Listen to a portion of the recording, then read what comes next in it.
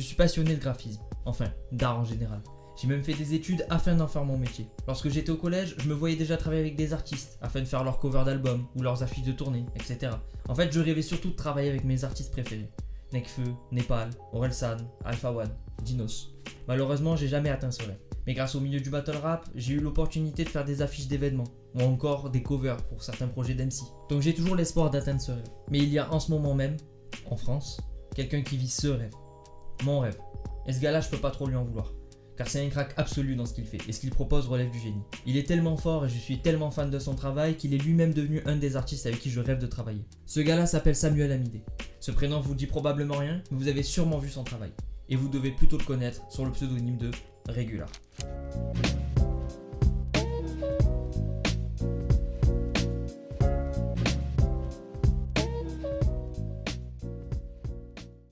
Samuel Amidé est né le... j'en sais rien. Ce mec est tellement discret sur lui-même, je suis même pas sûr d'avoir la bonne date. Il serait né le 1er novembre, mais de quelle année ? Nous le sait, j'imagine dans les années 90. Il a grandi à Paris et a mené une vie assez basique d'enfant parisien. Dans sa scolarité, il n'était pas un excellent élève, mais pas un cancre pour autant. Il passe chaque année les unes après les autres sans forcément avoir besoin de réviser. Il fait son petit bonhomme de chemin, primaire, collège, lycée. Bref, un gars moyen, bon en tout, excellent en rien. Enfin, pour le moment. Au lycée, il passe un bac scientifique qui valide sans grand mal et entame par la suite une première année en prépa HEC. Pas mal. Mais cela ne lui plaît pas du tout, alors il se réoriente et se retrouve pendant un an à la fac de Jussieu en maths info. Et encore une fois de plus, ce n'est pas ouf, il n'aime pas.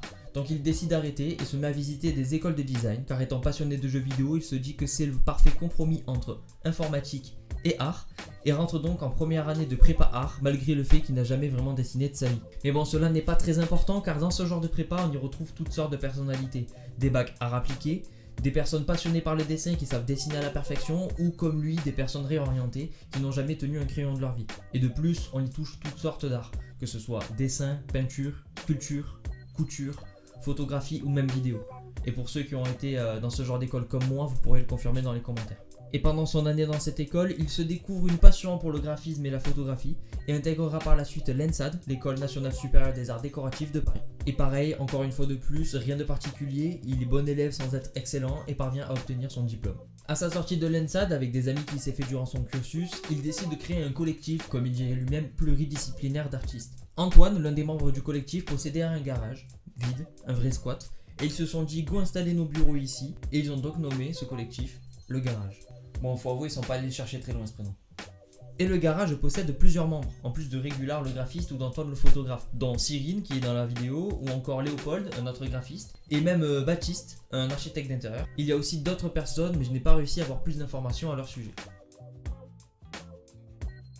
Et du coup, c'est avec le garage que Regular travaillera sur ses premiers projets, pour un autre collectif parisien qui seront leurs premiers clients, après qu'ils aient fait la rencontre d'un des membres de ce collectif d'une manière assez amusante. Un jour, dans une ruelle parisienne, un jeune homme se balade en écoutant du rock dans ses écouteurs. Et c'est lorsqu'il passe devant un garage entrouvert qu'il entend du rap venir de l'intérieur de celui-ci.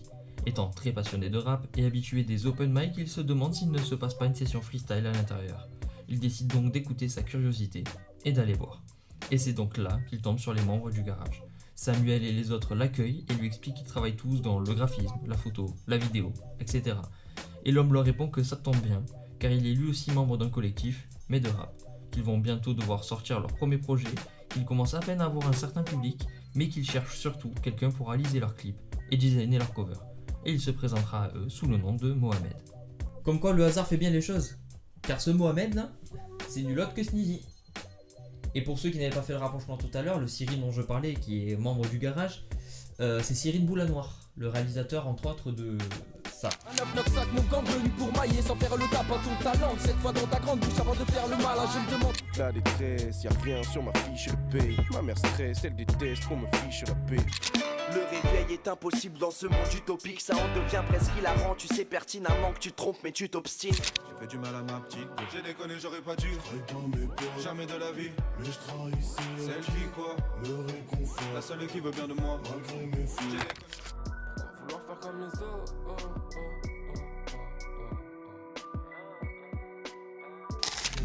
Vaguement on sort dans la presse. J'encaisse, 30 balles de plomb dans la tête. J'encaisse. Je m'amusais à tester les plus grands que moi juste pour voir. Et maintenant le public vient en concert juste pour voir. J'aperçois la cible, il faut que je la touche. Reste couvert, évite nos tirs. Je devrais porter un turban. Je devrais porter un turban. Je suis un sabre laser, t'es un cure-dent. On les appelle les étoiles vagabondes.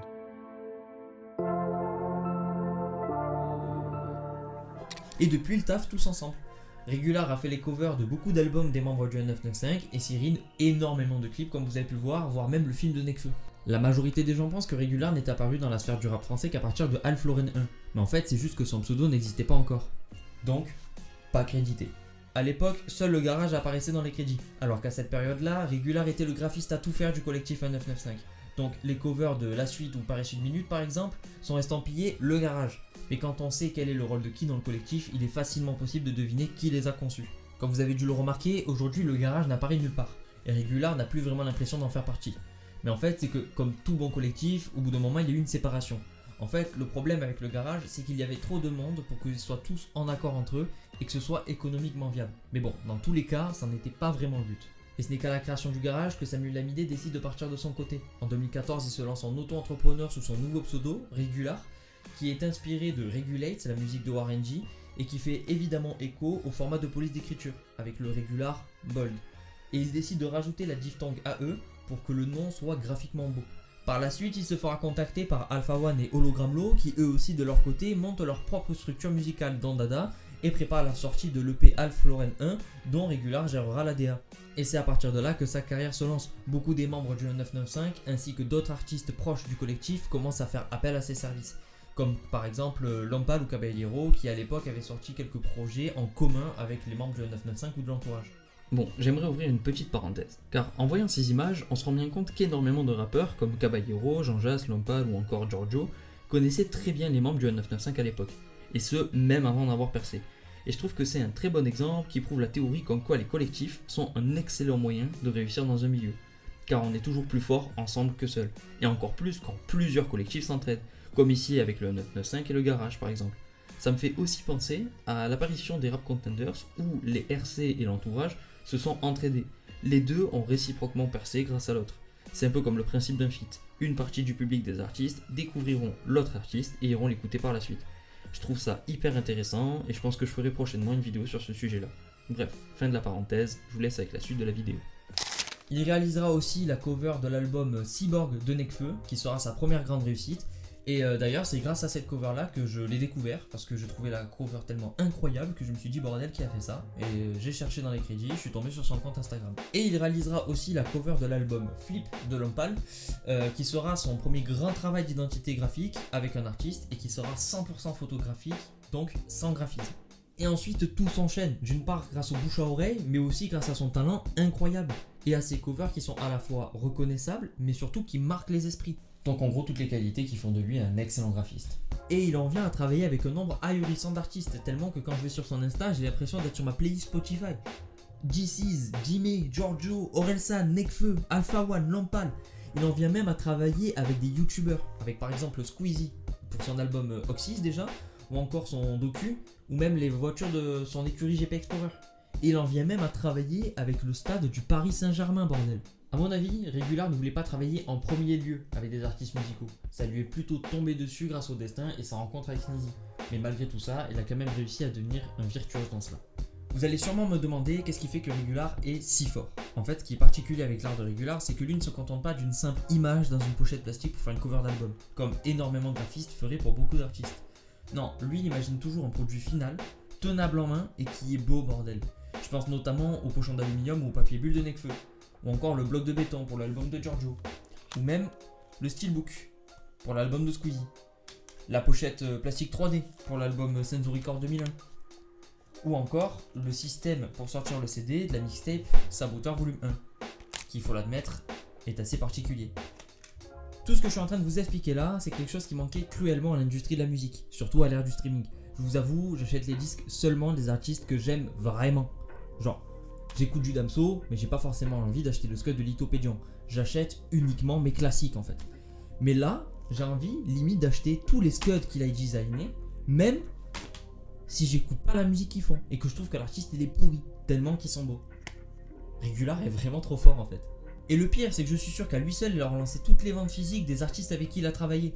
On a la preuve avec le nombre de précommandes qu'il fait, sachant que les versions physiques sont en édition limitée et parfois même à usage unique. En plus, ça fait monter leur prix au fil du temps, genre 300 balles un CD. Da fuck, les mecs ils pensent qu'ils ont une version physique du Black Album ou quoi? En fait, il a été malin, il a réussi à retourner le truc. Aujourd'hui, les gens ont tous accès à leurs albums favoris directement via leur smartphone. Alors pourquoi se faire chier à acheter la version physique? Il a compris qu'en transformant le produit physique en une œuvre de décoration, ça deviendrait une pièce de merchandising à part entière, que les fans voudront. C'est bien plus qu'un simple CD gravé avec les 10 mêmes morceaux que tu as déjà dans ton téléphone et que tu n'utiliseras jamais en plus, car le seul endroit où tu as un lecteur CD, c'est dans ta caisse. Et même là, il y a Spotify et le Bluetooth. Non, c'est une pièce unique, belle, une œuvre d'art que tu vas vouloir accrocher au mur de ta chambre. Tu vas la garder sous blister et en 2050, tu vas la vendre à 10 fois son prix. Et Regular, c'est tellement une machine que les artistes ont parfois même plusieurs covers pour les albums, comme Saboteur Volume 1 avec la version bleue et orange, ou encore Orelsan avec ses 12 000 rondelles. Et ça a été très intelligent parce que du coup ça fait exploser le nombre de ventes. Car vu que les gens sont des putains de collectionneurs, ils se sont dit je veux toutes les avoir. D'ailleurs, ça a valu un troll magnifique de la part de Lorenzo avec ses 200 covers pour son dernier album. Mais bon, je préfère 100 fois plus ce côté carte à collectionner que l'arnaque pas du tout assumée de Valve où tu dois acheter 5 fois son CD pour avoir 4 morceaux inédits que tu trouves au bout de 2 jours sur internet parce que des petits malins les postent. D'ailleurs, j'ai eu l'opportunité d'avoir une interview avec lui via son Instagram et il m'a expliqué un peu sa méthodologie. Et en fait, il a un fonctionnement de travail très simple. Tout commence par une conversation avec le client sur l'image qu'il veut donner à son album et le message qu'il doit passer à travers elle. Et après avoir trouvé une idée qui leur plaise à tous les deux, c'est là qu'il commencera à travailler dessus. Il fera beaucoup de maquettes, d'essais, des croquis, et à la fin il fera des mock-ups Photoshop pour essayer d'avoir la vision la plus proche de ce qu'ils veulent. L'étape d'après sera de rentrer en contact avec les usines, les labels et les maisons de disques pour savoir ce qui est possible de faire et pour quel prix. Et c'est après plusieurs prototypes qu'il se met d'accord avec toutes les équipes pour lancer la production et il enverra enfin les fichiers d'impression aux maisons de disques et aux usines. Bon, c'est vrai que cette partie sur la méthodologie là ne va pas grandement vous intéresser, mais moi en étant graphiste et surtout voulant travailler dans l'univers musical avec des artistes pour faire leurs covers d'albums ou leurs affiches de tournée et tout le reste, je vous avoue que la première question que je lui ai posée quand j'ai réussi à avoir contact avec lui, c'est celle-là. Parce que c'est quelque chose qui m'intéressait grandement, surtout quand on voit que les artistes le rappellent à chaque fois et que le nombre d'artistes qui veulent travailler avec lui grandissent chaque année. Ça veut dire que sa méthodologie est extrêmement bonne. Et je me suis donc évidemment dit que apprendre de sa méthodologie pourrait m'aider moi à m'améliorer dans le métier que je fais. Même si je ne pense évidemment pas devenir autant talentueux que lui. Mais bon, autant m'inspirer des plus grands. Bref, pour conclure, Regular est devenu une légende des covers du rap français. Tous les artistes avec qui il a travaillé le rappellent à chaque album tellement il est fiable et extrêmement talentueux. Énormément d'artistes essaient de travailler avec lui aujourd'hui à un point tel où désormais il peut se permettre de choisir sur quel projet il va travailler, selon leur nature, mais surtout si humainement ça passe avec l'artiste. En fait, il a juste suivi le credo d'Alexandre Astier, le je ne bosse plus avec des connards en fait. Et si vous êtes intéressé par le graphisme et tout ce qui se cache derrière vos covers d'albums préférés, je vous conseille d'aller vous abonner à ses réseaux, donc son Insta et son Twitter que je laisse dans la description. Car en ce moment il raconte énormément d'anecdotes de taf qu'il a eu sur des projets et apparemment il a l'air d'adorer ça. Et je vous invite aussi à laisser un petit pouce bleu si la vidéo vous a plu et de vous abonner à ma chaîne si vous voulez voir les prochaines vidéos que je vais sortir.